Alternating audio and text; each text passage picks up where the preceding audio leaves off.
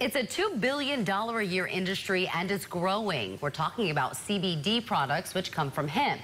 And here in North Carolina, the Ag Department sees hemp as the next big cash crop. Tonight, consumer investigator Steve Spracia is digging deeper into what's in CBD products and finding out why advocates who champion hemp are pushing for regulations.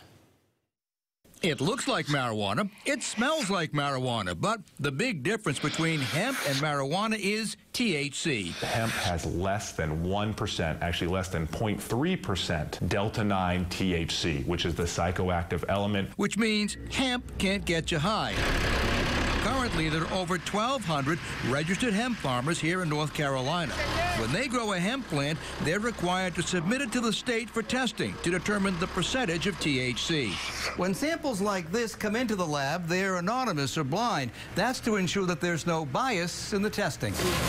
What we've learned is that hemp today can contain a variety of cannabinoid compounds. If the percentage of THC in the hemp is greater than 0.3%, the Ag Department burns the plants right in the farmer's field, and even the lab samples are safeguarded.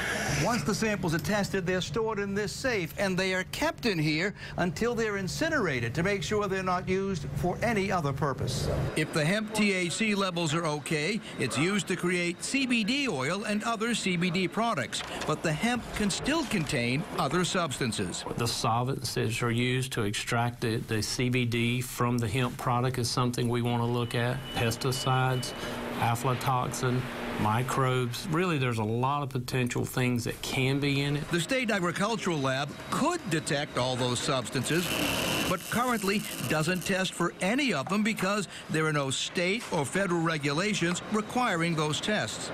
Is it right now pretty much an unregulated industry? It actually is, and that's one of the concerning things. Concerning because right now, a lot of people use CBD products to help deal with ailments.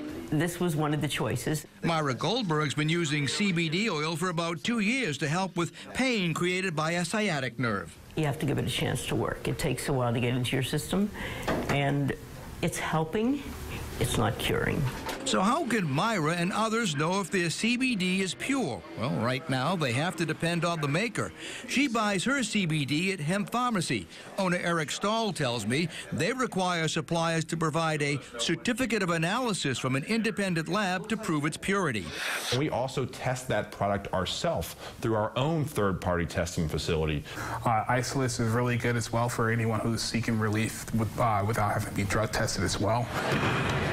If the General Assembly approves the current version of the Farm Bill, it will give the state the ability to create regulations specifically for CBD. We need these regulations, and in fact, industry is actually asking us to regulate them. We would look for uniform regulations, statewide, nationwide, that would allow producers like us and other ones out there that are trying to create high-quality CBD products to be available. In the meantime, the State Ag Department has been looking at what's sold in stores. In the latest round of random product sampling, the State Agriculture Department tested 20 gelatin edible products. 50% had less CBD than what was listed on the label, 25% had no CBD at all, and the other 25% were as advertised. We are the first to admit that there are some really bad products on the market, some of which are results of bad processing manufacturing standards.